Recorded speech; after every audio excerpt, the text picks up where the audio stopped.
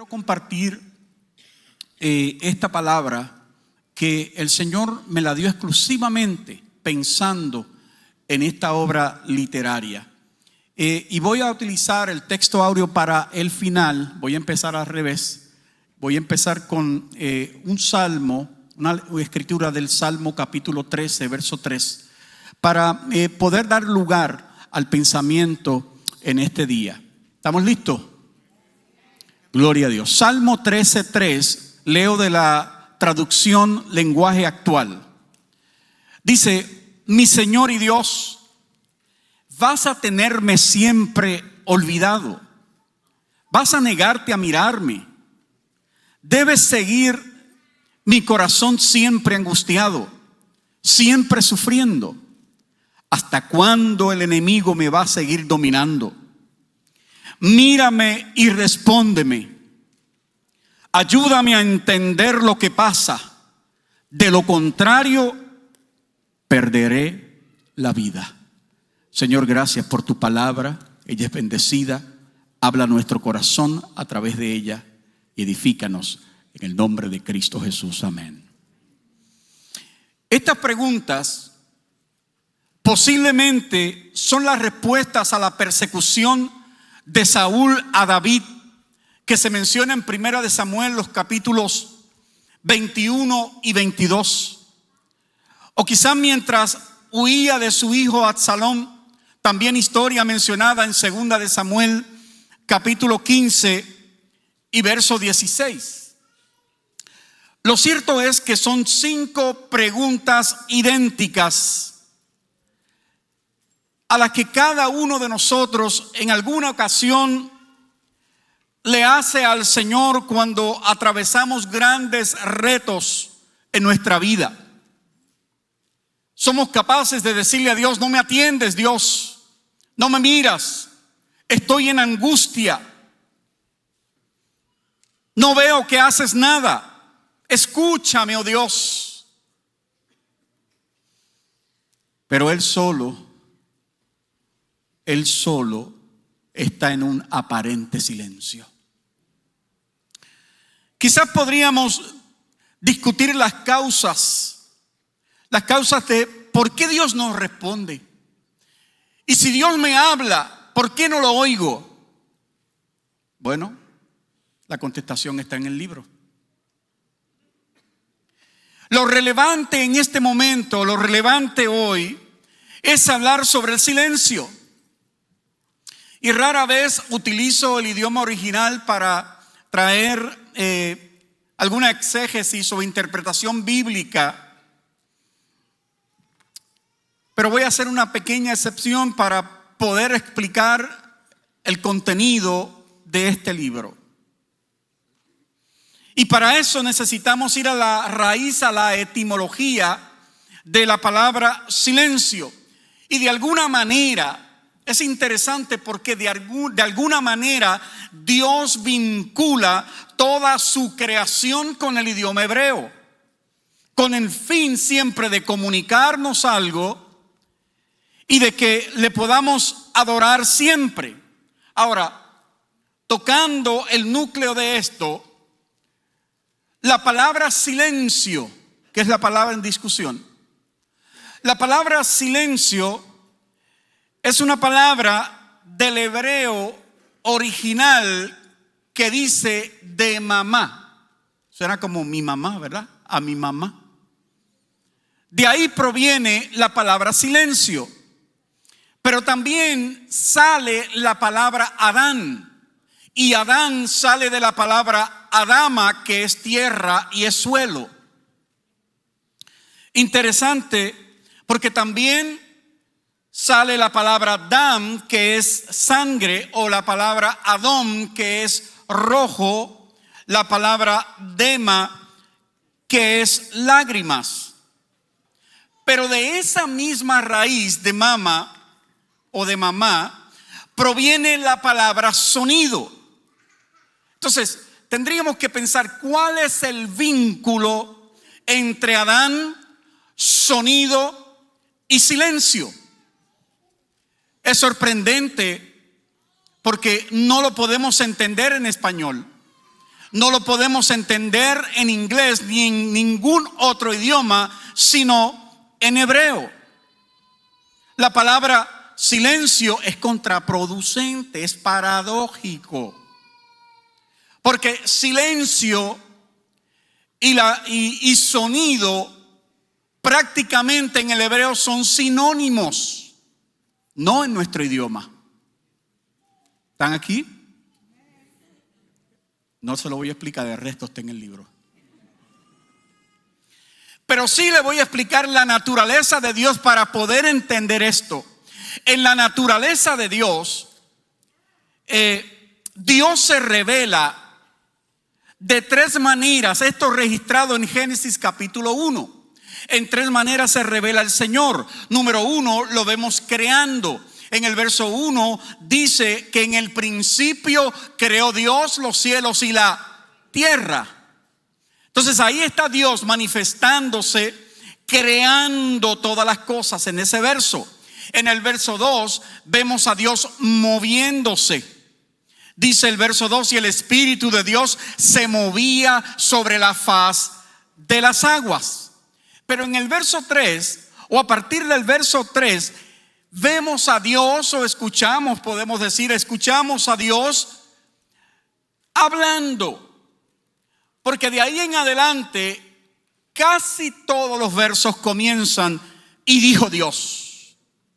Y dijo Dios, y llamó Dios, entonces dijo Dios. Ahora, préstele atención, suma atención a la siguiente pregunta. Después que hayamos leído donde dice Dios, tendríamos que pensar, las palabras que salían de Dios eran escuchadas ¿por quién?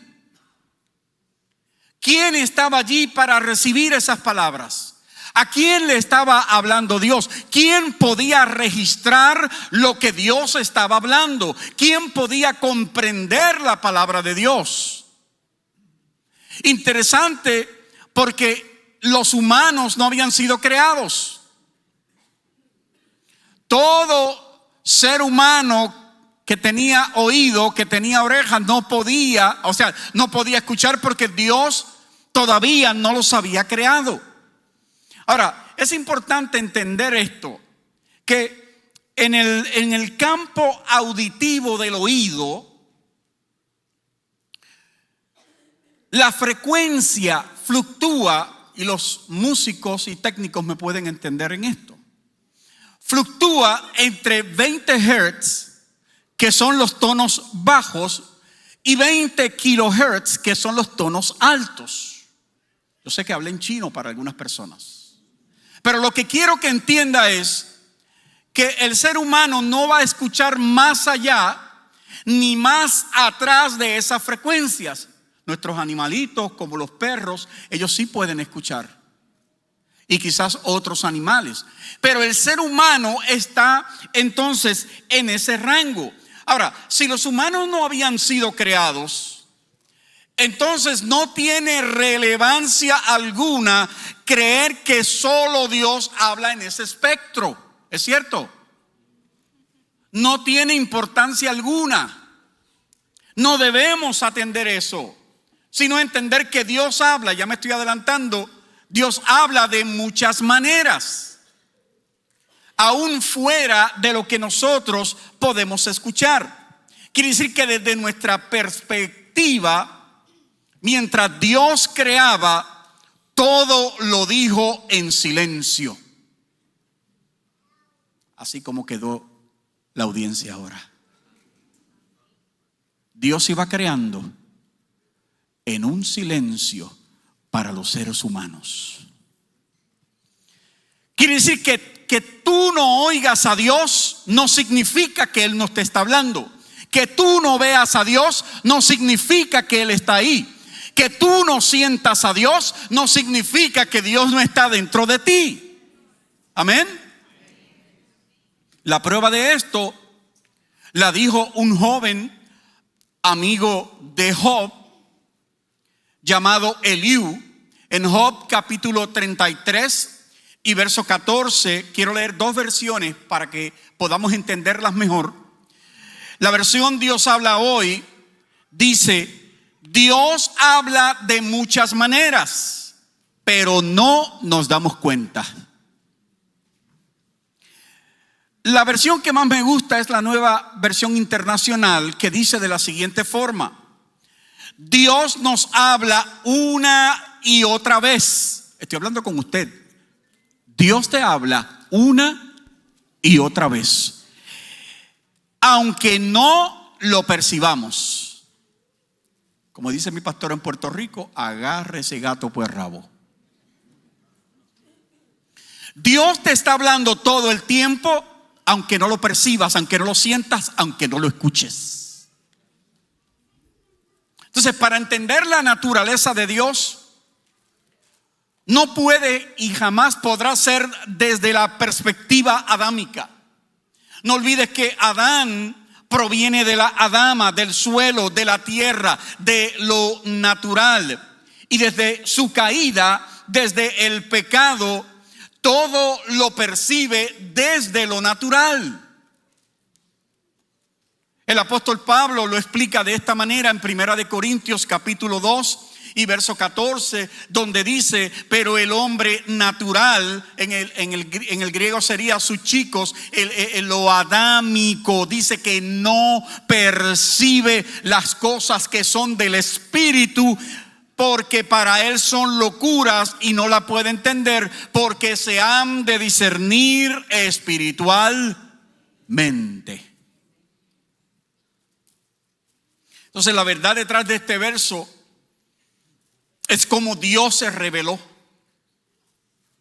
Pero por Adama, por lo natural, perdió la capacidad o el sentido espiritual de las cosas. Es que la carne siempre va buscando hacia abajo, pero el espíritu busca ¿dónde?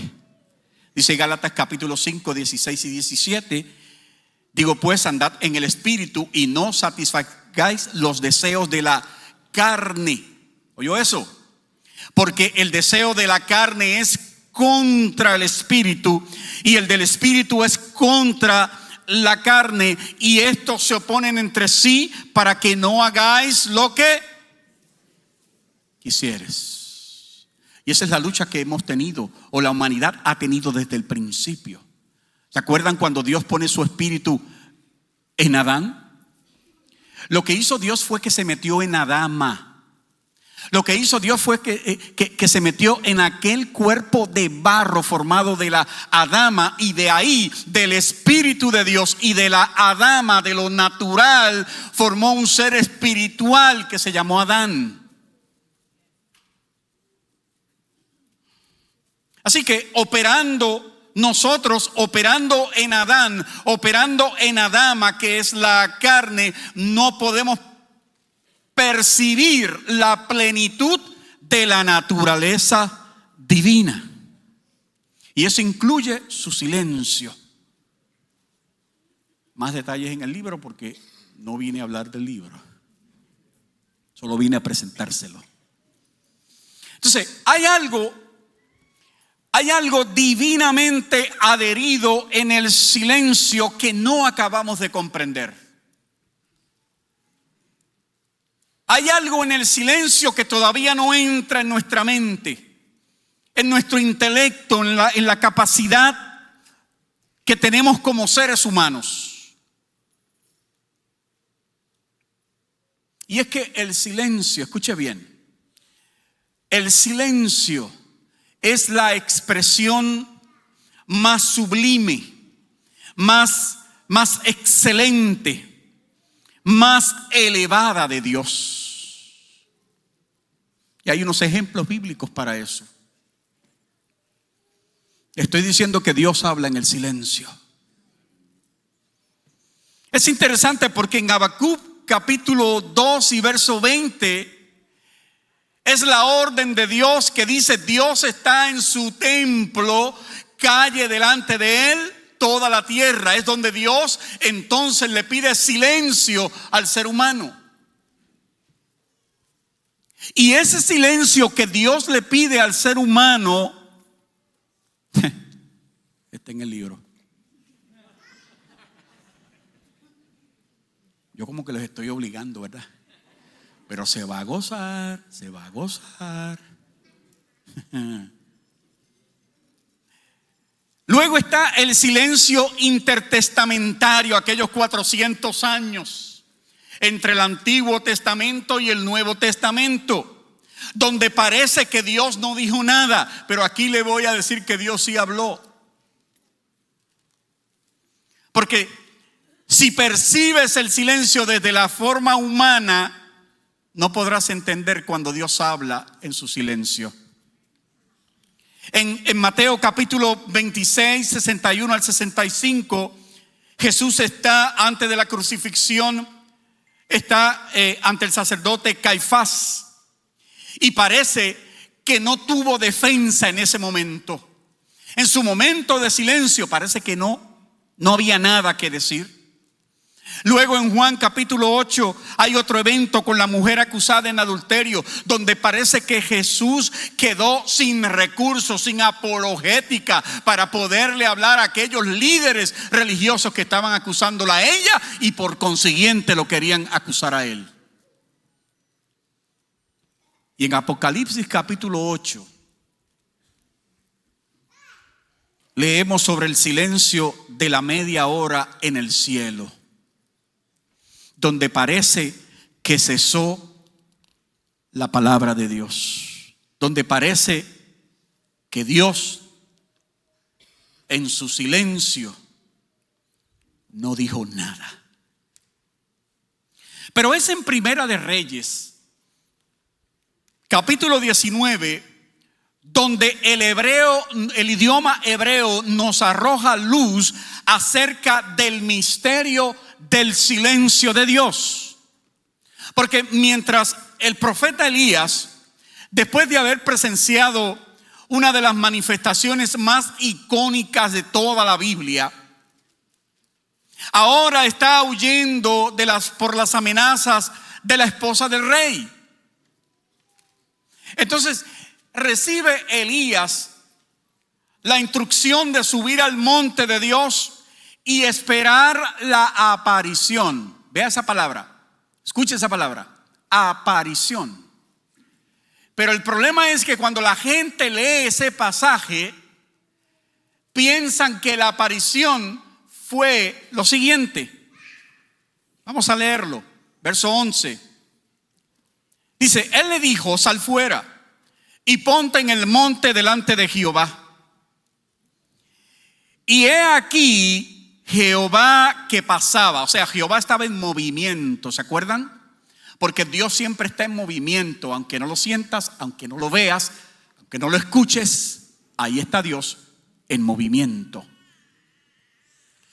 Y dice que un grande y poderoso viento que rompía los montes y quebraba las peñas delante de Jehová. Y ahí es donde la gente se ancla, o sea, viendo el espectáculo, lo que pasaba en aquel lugar. Pero Jehová no estaba en el viento. Si viniste a ver el viento, pues te digo que Jehová no está en el viento. Y dice, y tras el viento un terremoto, pero Jehová no estaba en el terremoto. Y tras el terremoto un fuego, pero Jehová tampoco estaba en el fuego. Voy para la iglesia porque hay un fuego de Dios encendido en la iglesia. Pues yo te voy a decir que Dios no está en ese fuego. Digo, sí, a veces está, ¿verdad? Ustedes me entienden lo que quiero decir. Lo importante es que tras el fuego, preste atención, tras el fuego, un silbo apacible y delicado.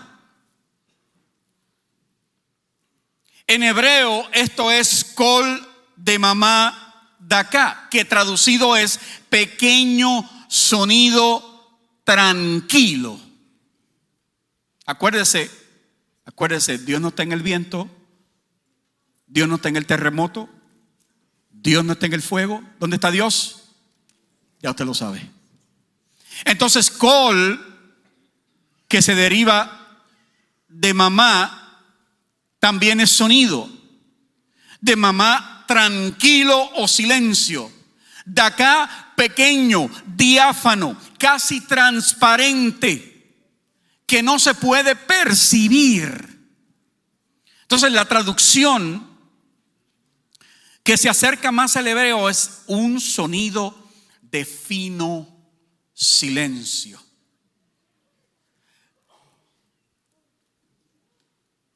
Quiere decir entonces que aquel silencio era que no se escuchaba nada.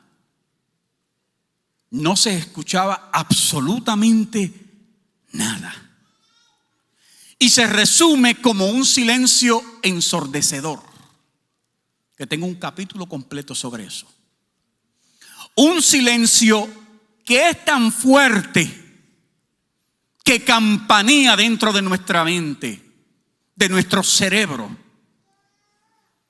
Ahora, en Primera de Reyes 19:13 me gusta porque dice: y cuando lo oyó Elías. Entiéndase que Elías no es que haya prestado atención al viento, ni al terremoto, ni al fuego. Elías le prestó atención al silencio. Por eso el verso dice: y cuando lo oyó Elías. La pregunta es: ¿qué fue lo que oyó Elías? ¿Qué fue lo que escuchó el profeta? Pues el profeta escucha un sonido fino o de fino silencio. Y luego dice el verso que cubrió su rostro con su manto y salió y se puso a la puerta de la cueva. Y he aquí vino a él una voz diciendo: ¿qué haces aquí, Elías?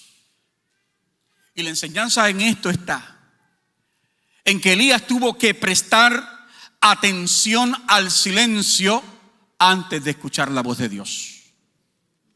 Quiere decir que no fue el viento, no fue entonces un terremoto, tampoco fue el fuego.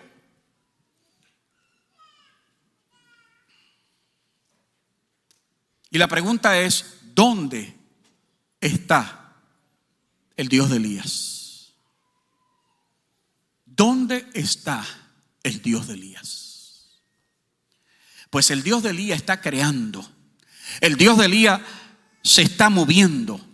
El Dios de Elías está hablando en el silencio. Porque el Dios de Elías te quiere hablar en el silencio. Tienes que entrar a tu recámara de oración y en vez de comenzar a hablar, a adorar, a cantar, a hacer silencio un momento para que Dios te hable en su silencio.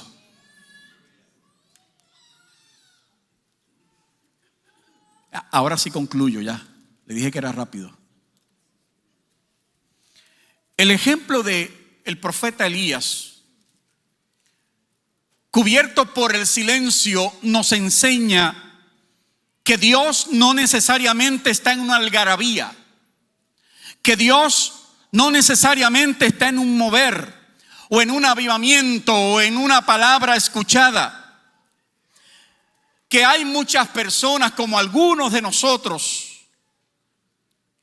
que caemos en desánimo porque nos hemos pasado todo el tiempo buscando un sonido divino, una palabra que venga de Dios, una palabra profética, alguien que me hable de mi futuro.